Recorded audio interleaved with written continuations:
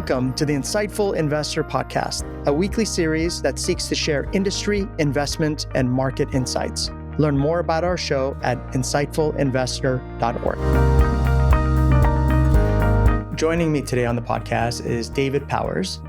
Dave is a senior portfolio manager and team leader of global value at Wasatch Global Investors, which is a $25 billion equity manager based in Salt Lake City that just hit its 50-year anniversary.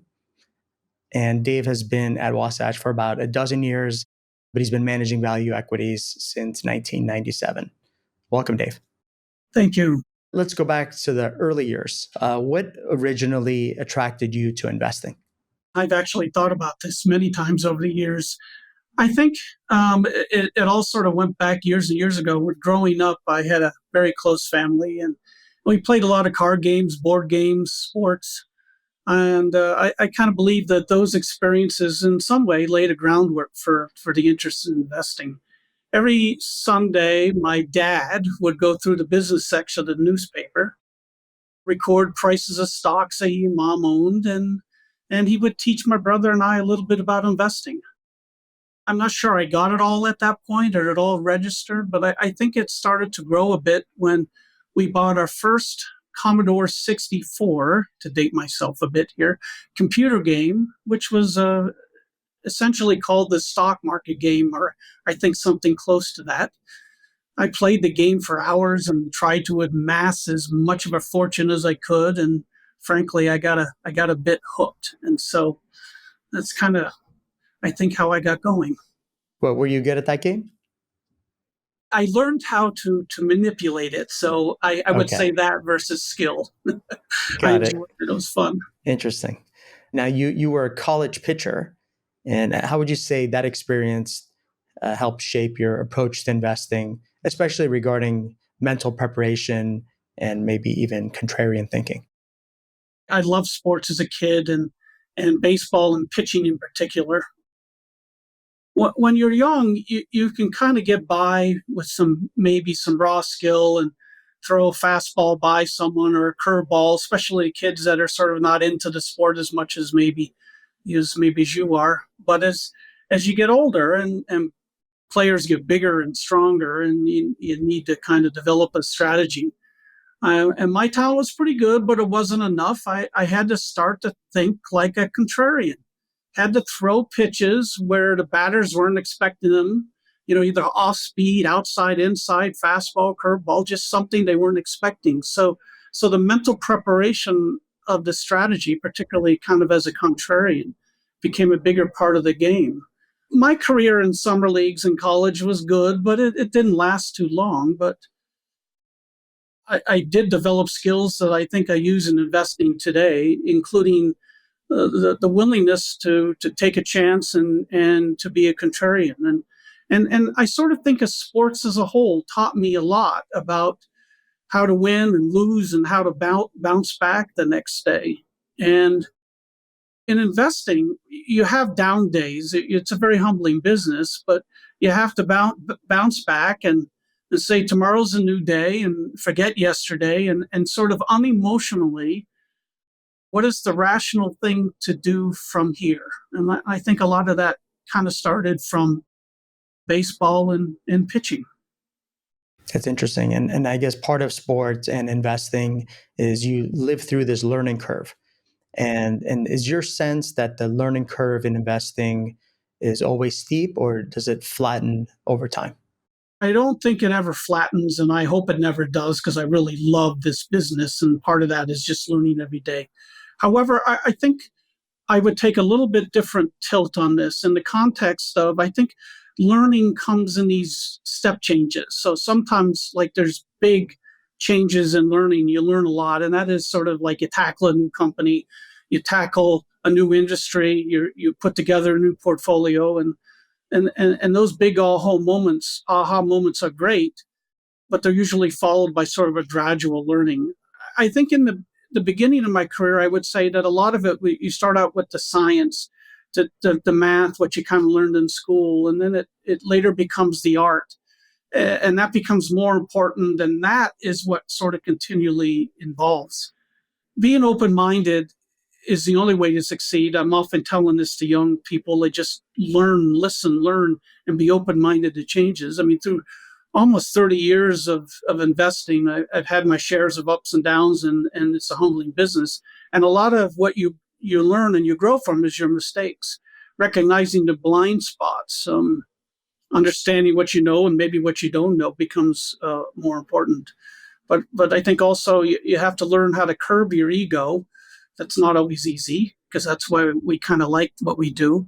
But you also have to surround yourself with really good people, and that helps maintain and be very adaptable. So one thing that I've learned is through time, you invest for decades, there's certain principles that are timeless. And then there are other aspects of investing that change with time. So how do you balance being dogmatic with those principles you feel are timeless and being adaptable with areas that may change with time? I think being dogmatic in adhering to the big objectives is really important.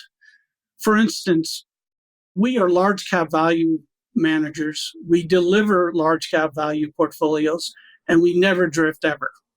And so that's one thing I think dogmatic is important. Another example might be that you have to develop and have a disciplined process and sort of consistently apply that.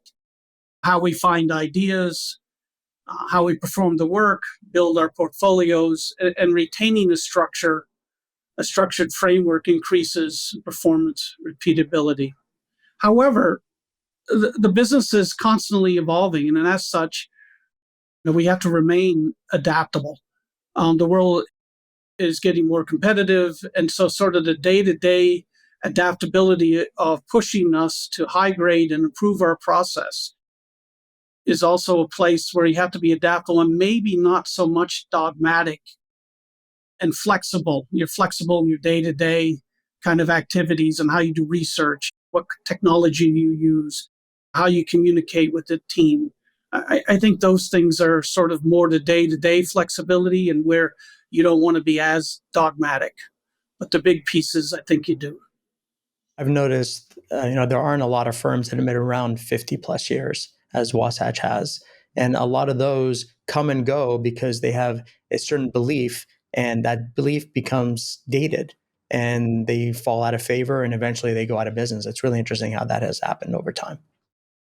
I think you just have to be mature enough to sort of say, where are we going? What's been working for us? How do we understand the changing environment, and really make sure that you're willing to be open-minded and persistent in learning and adapt with the times. You don't know it all.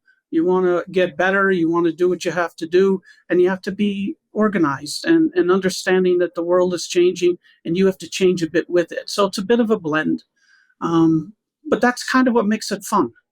That's right. Well, Wasatch has a very interesting culture. I'd like to ask you a few questions about your organization. You've been around for 50 years, just celebrating its anniversary. But what do you believe is the secret to the firm's longevity and success beyond being adaptable? Well, I think a big piece of it is the firm is independent. It's 100% employee owned, and I think this allows management and research to invest long term. So Wasatch is a very good place to be a portfolio manager. I get management support, I get resources.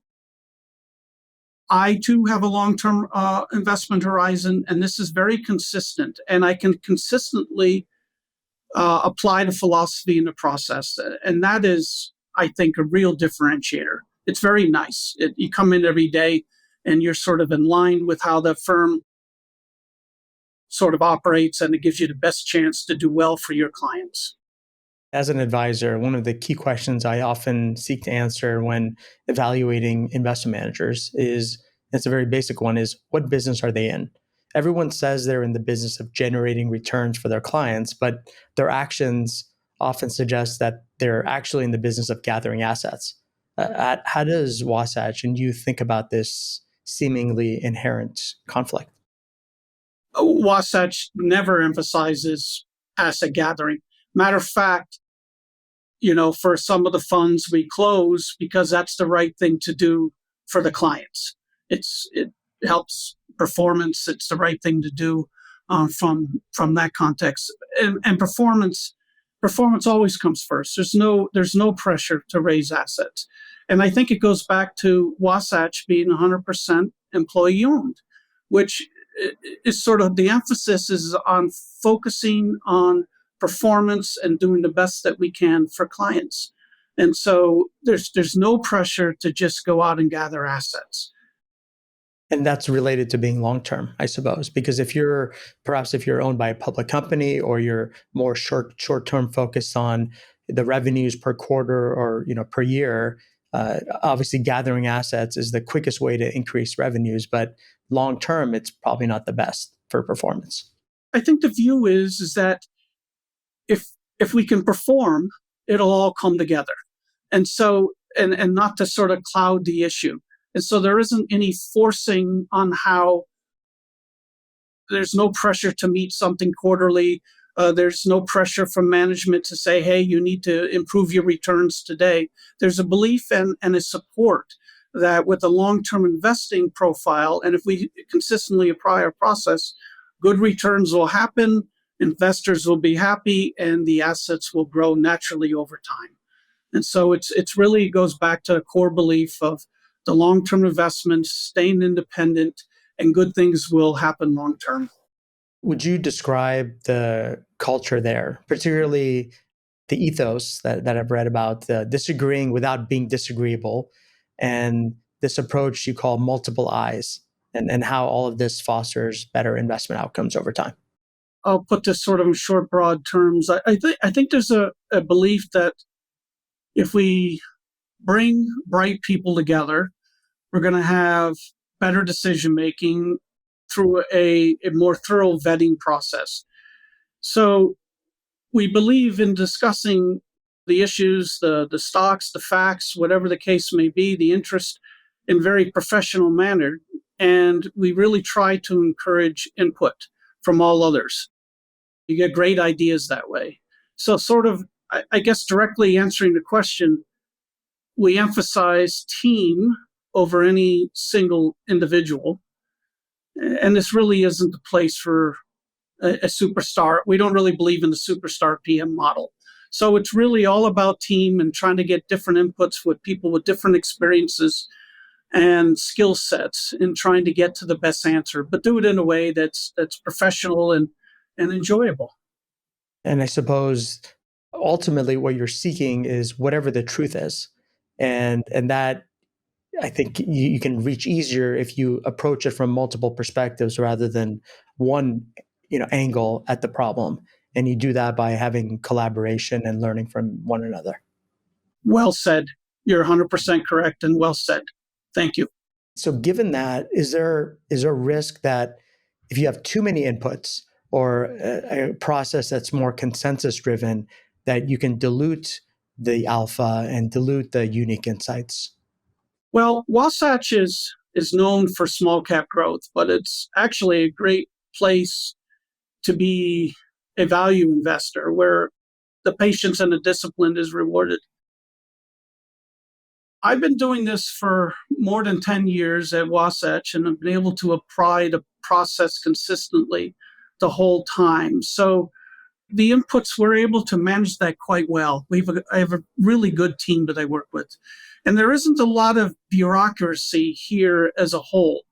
So almost all the time, I am able to focus on the research and portfolio performance. I'm not distracted. So I'm not sure you can say that everywhere. So there's a lot of other stakeholders and bureaucracy in places. We're fortunate enough that we're just generally straightforward and almost all the time it's just sitting there working on the portfolios and really trying to get the best performance. There's not a lot of undue distractions. So we're able to consistently apply the philosophy in a process. It's great. Starting at a very high level, is your sense that public equity markets are relatively efficient, or do you feel like there are corners of the market that are less efficient? Yeah, so there are definitely corners of the market that are less efficient. I think over the long term, very long term, large cap equities can be somewhat efficient as there's an awful lot of research coverage. There's a lot of eyes looking and a lot of information, and it's regurgitated. And so there's a lot of efficiency long term. However, the nice thing is that human behavior can be very emotional and drive stock price movements with a tendency to overact, providing great opportunities. And what I've also noticed over time is that the holding periods among investors on average have shortened. This is good for us. We truly are long term where there is less efficiency. So essentially, we are looking for undiscovered long term value. Said another way, as a traditional value manager, we seek mispriced opportunities due to excessive pessimism and low expectations. And these opportunities are usually found in parts of the market or corners of the market that are less efficient. So for us, we embrace the inefficiency of the market. So we think they're particularly thinking long term. We can find stocks that aren't fully priced, which is great. It sounds a little counterintuitive what you said, so I'd like to ask it in a different way. The part about the inefficiency lies in being a long-term investor. And the reason I say it sounds counterintuitive is because we're all taught be a long-term investor. That's the way people have been investing for a long time. And I agree that the time horizon for most people has gotten shorter. And it's really interesting. Maybe it's not counterintuitive, but it's, I think, interesting that being a long-term investor is where the inefficiency lies because so much focus is on short-term results. Would you elaborate on that? Yeah, great question. Great pickup too. So what I think happens is there's always sort of concerns that sort of get extrapolated into the short term. Investors kind of walk away, they leave it, they kind of oversell it. Our advantage is to sort of look out. Okay, what's going on today, but what kind of effect does that have on the stock idea long term? And it's usually sort of looking out long term is where we can find that value that's being mispriced because of issues today. I sort of think about the short term oversell, overreaction, ignored. We're not looking here, we're looking somewhere else, and sort of looking and saying, okay, that's what's being discounted today. But there is value in sort of a turn or those issues going away, that the long term is really where sort of looking past that is where the opportunity is. So when I talk in thinking long term, that's kind of the philosophy of the mindset of being able to take advantage of some short term overcorrections. It seems like if you're investing in large cap value, that's a reasonable approach because large cap tends to be more efficient than small cap. You have more people following the companies. And then as a value oriented investor, you're focused on buying something at a discount, which oftentimes comes when there's an overreaction to some negative news. Yes, that's correct. That's exactly it. We sit and patiently sort of wait for those opportunities, which is sometimes out of favor, sometimes unsexy, but is actually where we can find a lot of good value, and that's where we go to work. Would you also talk about how you combine? You could talk about at a high level how you combine both bottom up and top down analysis in your investment process. So my philosophy has been formed by almost 30 years of experience. And I started out as an analyst and then as a portfolio manager running several different value strategies and even as a director of research one year. And from all of those experiences, my investment philosophy, I would say, has generally remained consistent, but the investment process has evolved and grown. Now, philosophically, I'm a fundamentally driven traditional value manager. I seek opportunities where future inflection, improvement, and or risk reduction are not discounted in the current price. So essentially, what I'm looking for is what can go right that isn't discounted in the current price. So the stock picking is a big piece of the backbone of the process, but the macro awareness is also important and I think adds to success. Let me explain here. So cyclicals are heavily macro influenced and are big parts of the opportunity set and big parts of value indexes. So we have to have a bit of a top-down view, and it's important. We're not forecasters. We do not believe that we're very good at getting that exactly correct, but we do believe in sort of combining the bottoms up and the tops down, and that sort of leads me into sort of the investment cycle as a whole and understanding styles and regimes. And we try to understand where we are and where we're going, which helps us position, for potential opportunities. So essentially, we're trying to anticipate where the puck is going and get into the right stocks ahead of time. So it's a combination of both the bottoms up and the top down, and we think that combination kind of helps us in performance and portfolio construction.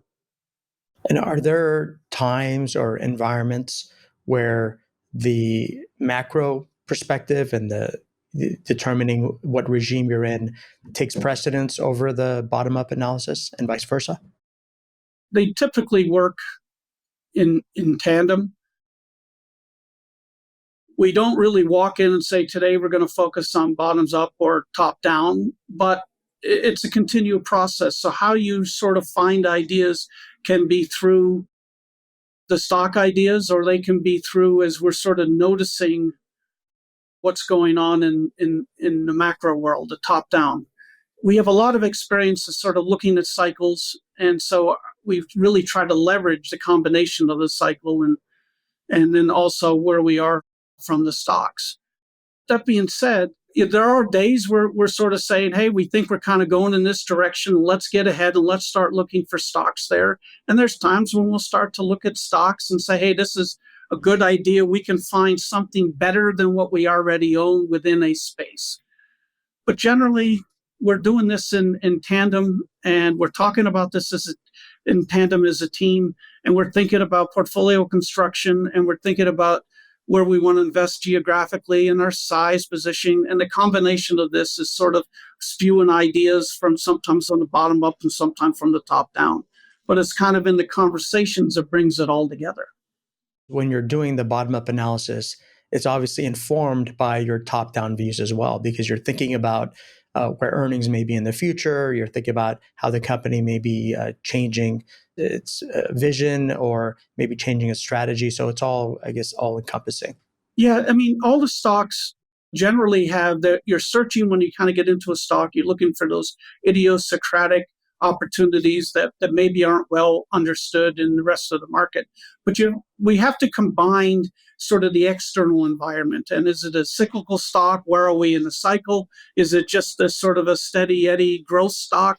What's going on, but it's cheaply priced? So we have to combine the two and understand. So a lot of the work is on the company individually, but it's also trying to combine and understand how the external market affects that company and then how that company fits into the overall portfolio.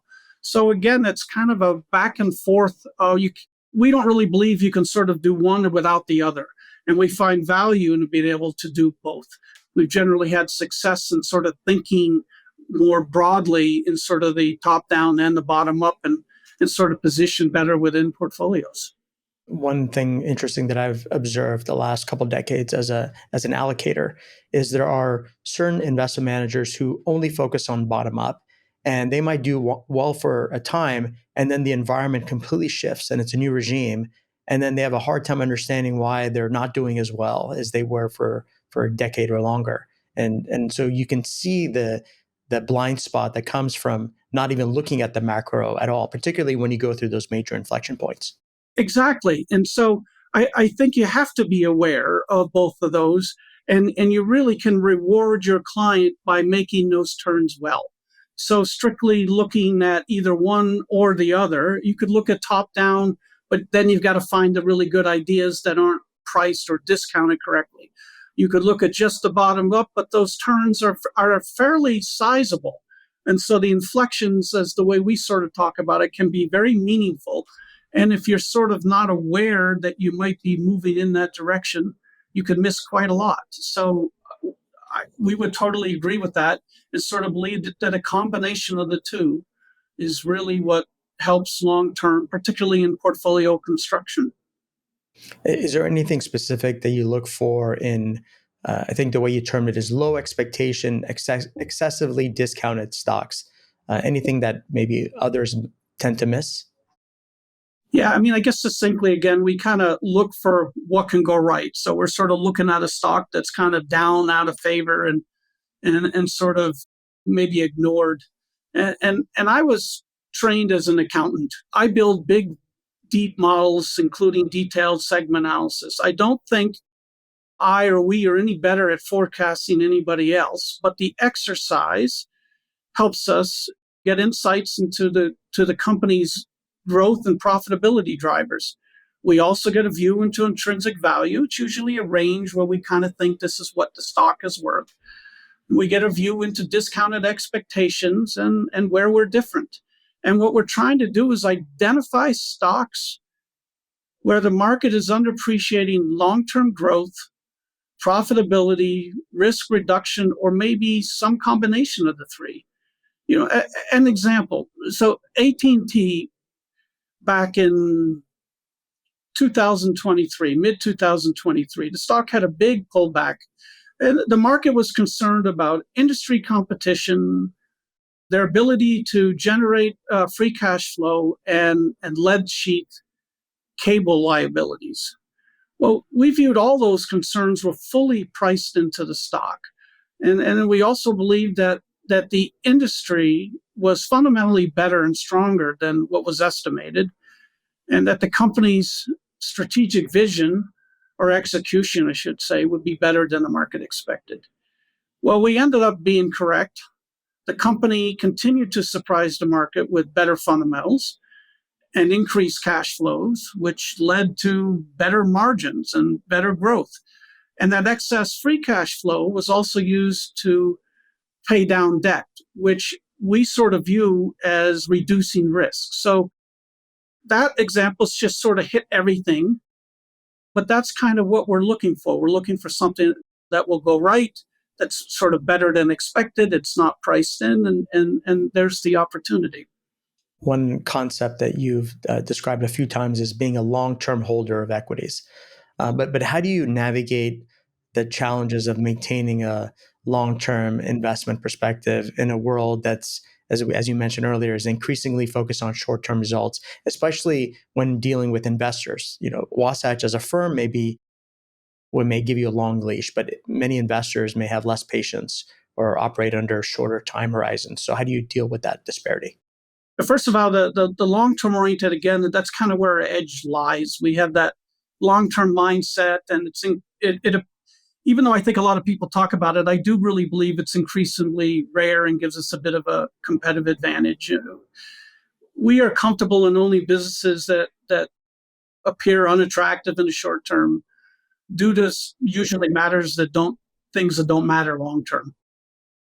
So the emotion kind of gives us a shot at some stocks that we wouldn't normally be able to get a look at. So in some ways, we're sort of attracted by, as I like to sort of say, the ugly or the uncool at times. The second part of that, though, ties into the first, is what we do is we spend time communicating to our clients exactly who we are, our philosophy, our process, our hope, that we are aligned with that mandate, so that we're all coming together and understanding what we do, what we think we do well, and then we do it, and then we don't drift. So I think part of that is applying your process and philosophy, communicating to clients, this is what we do and how we do it. And then hope that you're on the same page, and that there's an understanding with that, and that we attempt to earn that, and we never style drift. We stay with it. This is what we tell clients. This is what we do. So when you meet with company management, are there any types of questions that you ask to uncover what the market misunderstands about their business? Because you're trying to find things that are not properly discounted. Yes. So I consistently try to to focus on capital allocation, particularly where is management investing? What are the expectations for that investment? Do you expect an improvement in growth, returns? Will this investment increase stability, or is it just maintenance? Other questions are, what's the priority of excess cash? Are you going to give it back in a dividend? Are you going to share buybacks? Is it really going to be invested in growth? Will it be used to, I would say, reduce risk, pay down debt? That's always important to ask. I also like to ask about which elements of their strategy are misunderstood by investors. What positives aren't being discounted by investors or in the stock place? That's kind of a little bit try to find out where there's something that's different from what the market expects. And then I think the last thing that I kind of consistently like to ask is, what about potential risks? What risks do you see? What are you doing to prevent them? So it's a lot of capital allocation. It's a lot of trying to understand where they think expectations aren't aligned with what they're doing and their strategy, and then sort of like risks. Tell me about what kind of risks do you see, and what are you trying to do to prevent them? So that's generally, every company has a different sort of set of questions to ask, but those are consistently kind of the way we orient our questioning of management teams. Well, we live in very interesting times today. You talked about part of your process being top-down macro analysis, and you've been investing in equities for nearly 30 years, and we've experienced several major cycles over that span. Are there any specific insights you can share about market cycles and your views of them? Yeah, I've spent a lot of time sort of thinking about this and attempting to get better. I think you have to sort of break it down into two different cycles. The first is economic cycles. They're inevitable, they're not always easy to time. And then investment cycles. And investment cycles, actually, what I've seen, tend to act somewhat rationally, consistently, but the characteristics of those cycles can be awfully different. And so they're never the same. But the important thing with the investment cycle is always ahead of the economic cycle. The difficulty in all that is to know where you are in the different phases that are part of the cycle. In that context, we have sort of thought about this enough about the investment cycle that we've sort of put it into 5 different phases, and they kind of blur a bit. So they're just a way to sort of start to think about it. But sort of the capitulation stage, the end of a cycle, stocks are coming down. Again, this is sort of seeing the economy slow. And then there's the recovery cycle. We can see that that the economic cycle is bottoming. And then sort of the bull market, a late bull market stage, and then a peak sell-off stage. So we sort of use those as benchmarks of how to think about the cycle itself and then kind of where we are. Because within an investment cycle, different sectors and industries perform well at different stages. And that's really why we spend the time thinking about this. And so we try to figure out where we are today and then anticipate kind of where we're going, maybe several months from now. Then we slowly move money into those industries that tend to perform best in the next phase of that investment cycle. So I guess I would say essentially what we're trying to do is anticipate where the puck is going.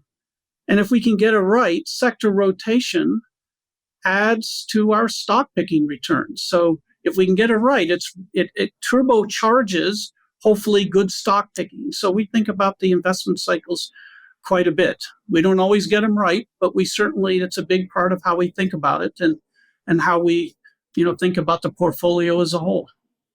And where do you think we are today in that cycle? And also, do you feel like we're near or at a major inflection point? Perfect question. For the economic cycle, I think we're in the later stages. The economy is slowing, but we're not in recession. Earlier this year, I did expect we'd have a pickup, maybe late in the year, but I think that's kind of reversed a bit. policy uncertainty is adding confusion, and recession calls have picked up and have increased. I think the Fed's in a tough position. There's a real risk of a growth slowdown and potentially increased inflation, tight labor market, and tariffs, etc. As for the investment cycle, I also believe we're late stages, maybe late bull market, possibly nearing the peak. We'll see what happens. Probably closer to the peak if we sort of get towards an economic recession or a real slowdown. And early in the year, I would have expected that we would see a pickup in anticipation of the economy starting to pick up due to interest rate declines or interest rate cuts from the Fed last year. So I sort of expected we'd probably have a bit of a boost. And even though valuations came into the year quite elevated, I thought they might be reasonably well supported after the Fed cuts at the sort of the end of last year. Now, I'm not so sure we're going to grow.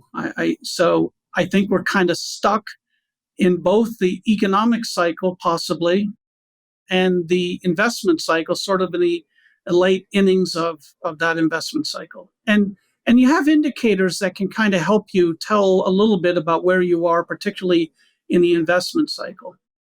Large cap stocks are still outperforming small cap stocks. And as a reminder, small cap stocks generally need an economic recovery to sort of really start to pick up and bounce. And so that's not happening yet, which is sort of an indicator that we're still late in the cycle. Large cap growth is holding on and have actually picked up a little bit, the last 10 days or so. And they've held in pretty well because there's uncertainty about growth. And so safety and growth tends to be paid for in uncertain times. And even though growth stocks tend to be susceptible to higher inflation, higher interest rates, the willingness to pay up for growth in good companies is sort of taking the day. And that kind of tells us we're late in the cycle. Again, as we look out, what the turn will be is the market will have that inflection, which it isn't seeing yet. Will have that inflection, particularly in recovery mode, when the market feels like it can see the bottom of the economic cycle, and it'll start to price in anticipation for that. And again, historically, coming out of that end, value does well because it tends to have beaten up stocks, out of favor stocks, and then small caps, which often do the same way. So you need to sort of see that recovery. That's in the US. In internationally, in Europe, and several of the emerging markets, we've seen central bank cuts that have started well before ours. And a lot of those cuts should start to sort of have an effect, throughout the year. And so you could see a better economic recovery in places outside the US if it's just left up to central bank cuts and where we are in the US. The political part of this and the uncertainty over the US economy will affect anybody, but in theory, you'll start to see more of an inflection internationally as those central bank cuts work their way through the system a bit faster than the US, or at least that's our view. Well, and you also have a relatively new major input into all of this, which is policy uncertainty. And if you're a business planning for the next multiple years of the direction you want to take, it's very reasonable to pause right now until there's some clarity in where policy is headed, because you don't want to make the wrong decision and be stuck with that. Yes, I think we're seeing that. So investment has slowed. Supply chains are getting kind of out of whack. And what it is just uncertainty about where we're going. So as particularly US-oriented companies and probably Chinese, et cetera, in particular, you're sort of waiting to see what happens, and you're trying to not sort of go one way or the other too far quite yet, because you're just not sure where we're going.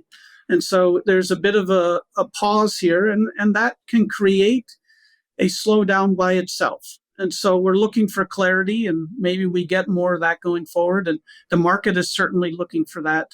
But right now, you're probably smart, or to be conservative is probably a better way of putting it, of just holding tight, sticking pat, and just waiting until you get a little bit more clarity, particularly if you're a company or even as an investor. The other major input today that we haven't had for decades until very recently is where inflation is headed. For a long time, since probably the 80s to until recent time, inflation has been relatively low and stable. And now it's higher than it's been for a while and uncertain where the path goes. And that, as you mentioned earlier, the Fed is on pause, and that's part of the reason. How do you think about the volatility of inflation as you're analyzing the economic cycle? I think the Fed is on pause. You're caught between their dual mandate and slowdown in growth and inflation. Pricing power becomes a bigger piece of how you sort of think about it. It's not always easy to identify, but companies that can pass through prices is very important in your analysis. It always is. It's probably even more so now. In theory, if inflation is sort of outpacing and growth is still okay, then you like to be in maybe high fixed cost businesses and value companies that can sort of pass that along. So it's not easy to tell exactly where you are at the moment, because you do sort of have this constraint of sort of saying, okay, how do I think about inflation? Where is that coming from? We have tight labor markets. We have potential effects from the tariff, but also what does that mean to growth? And how do I want to position in the companies? And a lot of companies these days in their earnings calls are very understandably saying, we don't know where things are going. So it's making it a bit cloudy everywhere. But it's sort of focusing a little bit heavier on, is pricing going to help you versus hurt you, your input costs versus your ability to price your products. So I just, inflation creates a bigger focus in those areas than it has for a lot of years. Yeah, it sounds like an environment where having a well-informed top-down perspective is very valuable because so much of it can influence the individual companies looking at it from a bottom-up perspective. I would agree. And so you don't get it perfect, but when you're not getting information from companies because they don't really know, then sort of finding a way to step back and maybe some clarity as you think about portfolio construction, the macro awareness top down, I think does help. It adds maybe a bit more context than it normally would when you were getting more company specific information. One of the regimes, if you want to call it that, that has come into focus recently is US exceptionalism. How do you view the risk of continued US exceptionalism? And do you think we're in the late innings of that cycle? I do think we're in the late innings of that cycle. In some ways, it's sort of like how did we get here, and kind of like why would the exceptionalism change? And I think when I sort of think about that, the U.S. earned that exceptionalism the past 10-15 years. Just some context. The US right now is approximately 67-68% of the global market cap. And that has increased from the low 40s, maybe mid 40 percentage in 2008, 2009, or the global financial crisis. And in the further context, the US is about 28-29% of GDP. So why the improvement? I mean, how did we get there, and how did it get earned is really the question. And so globalization, you had improved margins. The US also over that period of time experienced declines in interest rates and tax rates. You had high fixed cost absorption, which is really revenues outpacing wages. And then you had the fourth, which is a big driver, is you had the emergence of, I would say probably, of capital light businesses. So the high returns from those big tech firms, which could argue some of them may be pseudo monopolies. So you really benefit from that. So the concerns that we have high federal deficits and a slowing federal stimulus. At least it won't be as powerful of a driver. And you got some pretty tough decisions with tax and social reforms. I mean, all of this should be a drag on growth. Before we get too negative, I think the US still has the deepest markets by a lot around the world, and access to capital and rule of law and I would say somewhat less onerous regulations are still an advantage. When I put all that together, though, I still expect that capital will slowly exit the US as investors seek maybe better returns in other places. And there are many opportunities for that outside the US. And part of that is that the valuation disparity is still quite wide. For example, particularly after, let's say, the last 10 days here, it's May 5th. We've seen a big sort of move back up, and in the U.S. S&P 500 large caps are back to being priced at about 20 times forward earnings, and compared to Europe is 13 or 14 times, Japan is 13 or 14 times, and that's generally wider than it used to be. Not that it shouldn't still be a difference, but the gap is big. As I've mentioned before, there's also, a lot of central banks are further along in cutting or stimulating their economies than the US, which could create better cyclical growth outside of the US. And then, of course, I think the last kind of part of that, which is the hardest part at the moment, is increased political uncertainty, which I think is encouraging and reminding is probably a better word of it, for diversification. So I expect that flows are going to be volatile and back and forth between U.S. and international, but I suspect international opportunities will be good enough to reduce U.S. exceptionalism, at least for now. A quick way to summarize what you just said is, and it goes back to your point earlier about what is the market discounting. 15 years ago, the market wasn't discounting U.S. exceptionalism, and you had this tailwind of factors that helped get us to this point today. And you look forward from this point, 10, 15 years from now, it is certainly discounting U.S. exceptionalism. And so the upside is probably more limited than the opportunity on the downside. Well said. I think another way of putting that is that the way the U.S. is priced, that expectations kind of have to be delivered. Where if you are looking at particularly, let's say, Europe, Japan, a lot of the emerging market indexes, that all you need is expectations are so low, all you need is them to sort of hit that or even be slightly better, where your returns could be much better than here in the US. So as far as what's being priced, the US is priced really well. It has to happen. Everywhere else, anything good can happen, and you should get better relative returns. And at the same time, if you ignore the price and you just look at the fundamentals and the trends, those seem to be reversing, as we speak. I agree. We're seeing that, particularly in Europe and certainly Japan. The last several years has been going through that too. Are there any particular risks that are most concerning to you right now? I'm probably going to sound an awful lot like others.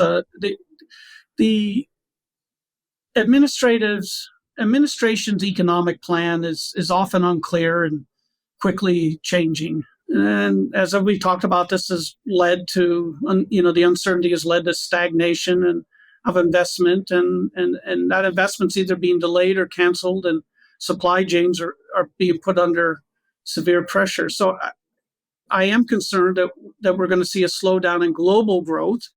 Certainly could be here, but could spread internationally. And then I'm also concerned about higher inflation. We're still positioned defensively. We're holding, positions in defensive sectors and in large companies. And we're well diversified. We sort of stayed with all that. So we're well diversified among regions and countries. I think where I'm coming from is I think President Trump's plan may work, but it might, most likely it'll take longer than most expect. And the tough part is at the same time, I think the market is hoping, for a quicker resolution that I think will occur. All of this sort of creates risk.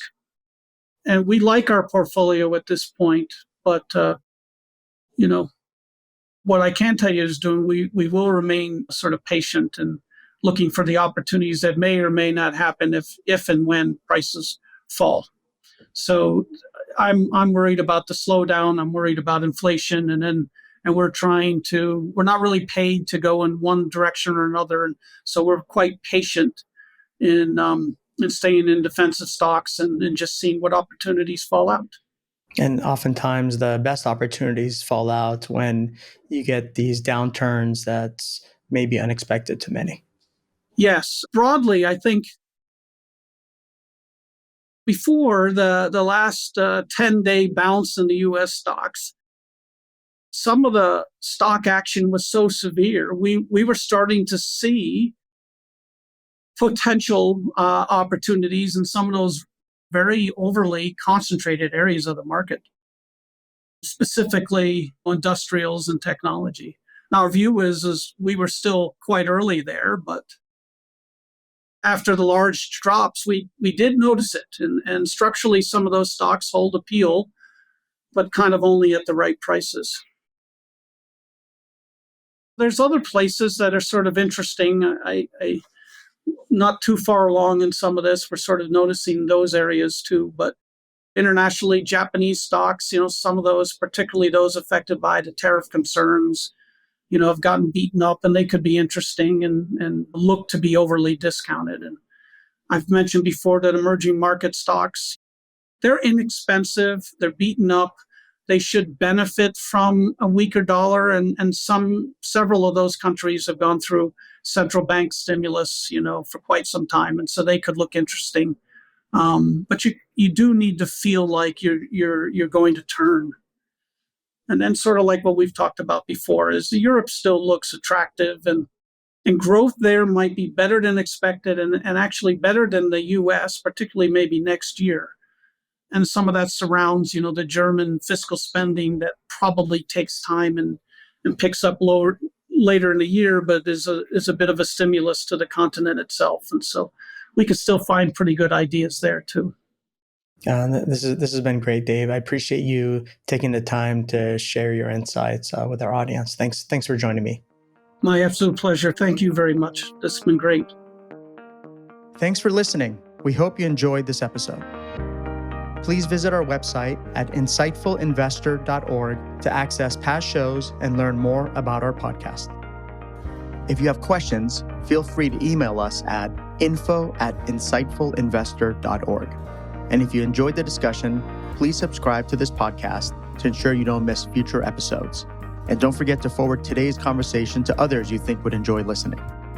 This podcast is provided for informational purposes only and should not be relied upon as legal, business, investment, or tax advice.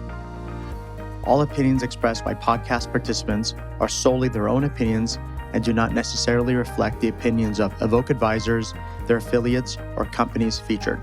Due to industry regulations, participants on this podcast are instructed not to make specific trade recommendations, nor reference past or potential profits. And listeners are reminded that securities trading, commodity trading, and alternative investments are complex and carry a risk of substantial losses. As such, they are not suitable for all investors. Listeners should be aware that guests featured on The Insightful Investor may have current or past associations with Evoke advisors or the host, including as an investment manager of a private fund opportunity by Evoke, or access through an affiliated Evoke fund, or as a client. Participation as a guest on the podcast should not be perceived as an endorsement or testimonial with respect to Evoke advisors, the podcast host, or their services. Similarly, the inclusion of a guest on the podcast does not imply that Evoke advisors or the host endorses the guest or any company with which they may be affiliated or employed. Evoke has neither paid nor received compensation from guests for their participation.